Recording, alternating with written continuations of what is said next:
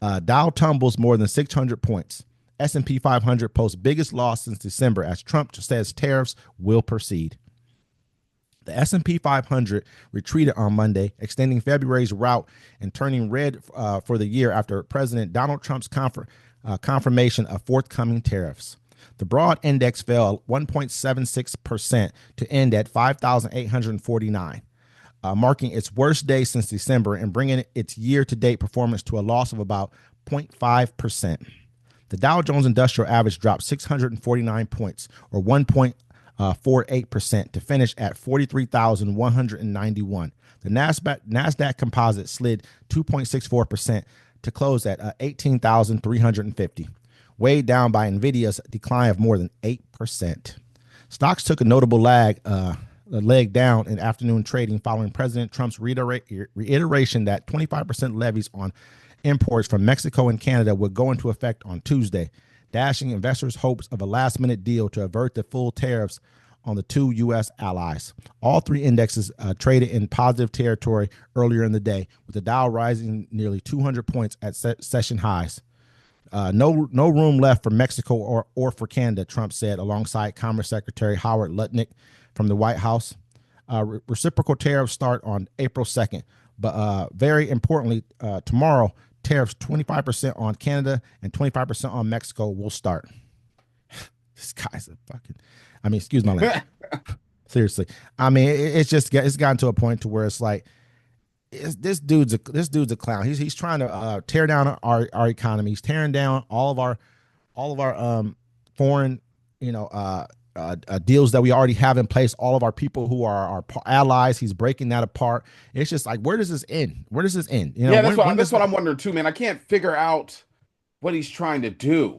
I can tell with other things, what I'm saying, like with the migrants. That's why they're mad they haven't gathered up enough of them, because they're trying to get enough where they can't deport them as quickly as they want to.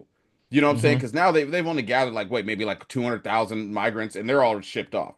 You know what I'm saying? If they could get like 1 million a month, you know what I'm saying, or like 500,000 a month, then they would have too many to get rid of right away. Then they could force them into the labor camps.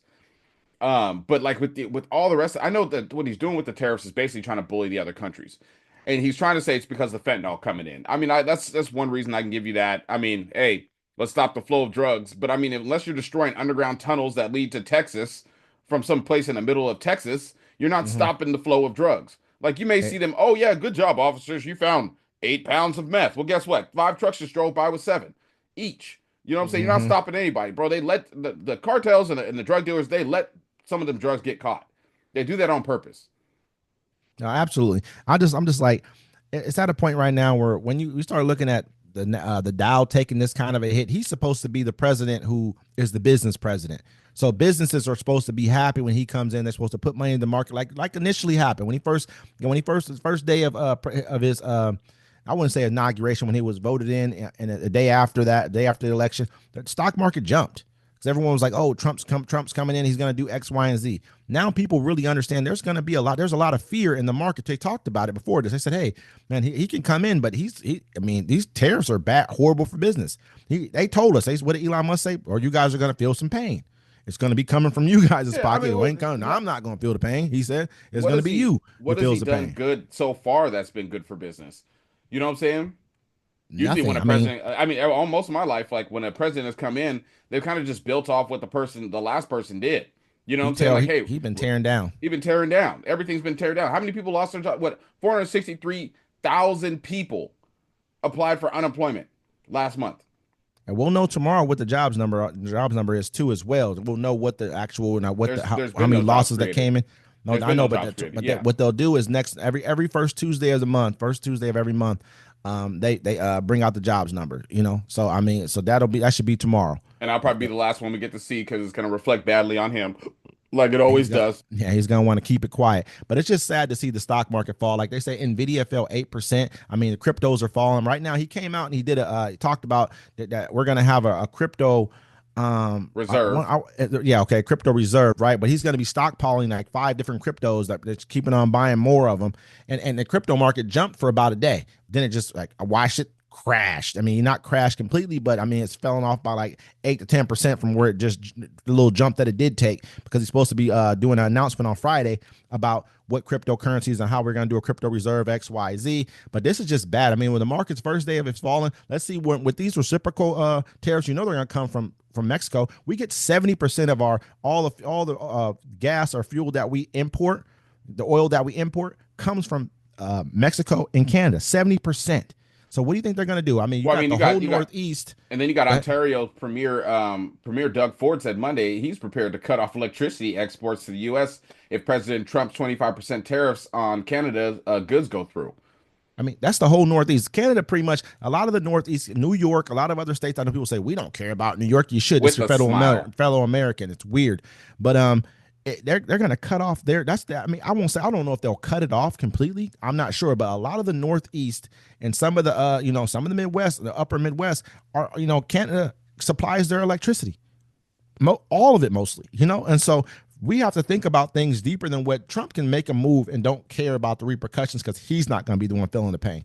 And what's he going to do? Try to bully him then? This isn't a good way, because half of the time he's trying to bully a person into a deal that's best for him, not best for the United States, best for Trump or the people next to him. Just like with the minerals deal with Ukraine. That mineral deal is best for Tesla. That's who that mineral deal is best for. He didn't even know what the name of it was. He was saying raw earth minerals. It's rare earth minerals. You don't even know what this is. You have no idea. And he also said something like rural earth minerals or something. He said, you have no idea. Someone else is feeding you this information, and that's why you're going after it for another person. It has nothing to do with you. And you know who else he's going after for? Any AI company, any semiconductor company, he's going after it for them. So he can make personal deals with them. This has nothing to do with the American people. This has nothing to do with helping the rest of the world. He doesn't care about peace. He cares about lining his pockets. That's why right now with the stock market, how it's been falling over the last few days is going to hurt people's bottom line. That's people's retirement portfolio. Say if you want to retire in the next couple of years with these tariffs coming in, they're going to put another 10% they said on China. What do we think is going to happen? Yeah, well, I mean, even Ford doubled down on his pledge to retaliate. This is what he said. He said, they rely on our energy. They need to feel the pain. They want to come at us hard. We're going to come back twice as hard, he said. And he said, I'm going to do it with a smile, too. So, I wouldn't believe, unless it's a real person, I don't believe half the stuff I read about people being negative towards other Americans, because you have so many people, especially with X or with Twitter, you have so many people that are from foreign countries, and they just set up, like, before you could look, like you can tell if somebody's on there and their name's like Doug Smith 1785645, a bunch of numbers behind it, you can tell it's a fake account, or if they just made it a couple months ago. But yeah, I don't believe that stuff, like, because there's a lot of nasty people online, but some of that stuff just isn't really what it is. Absolutely. A lot of people just causing chaos and making people upset. I have one here. Well, actually, before we end with that one, everybody needs to, and for us, we can tell you the news, but we can also tell you how to help yourselves, right? The best thing you could do is learn how to dehydrate food. Learn how to build gardens in your area. It's springtime right now. You know what I'm saying? Learn better transportation ways to get in and out of where you need to go. You know what I'm saying? The less you have to spend money on, the better off you'll be here in this economy. That's what I'm saying. And I'm going to leave that part out there like that. Absolutely.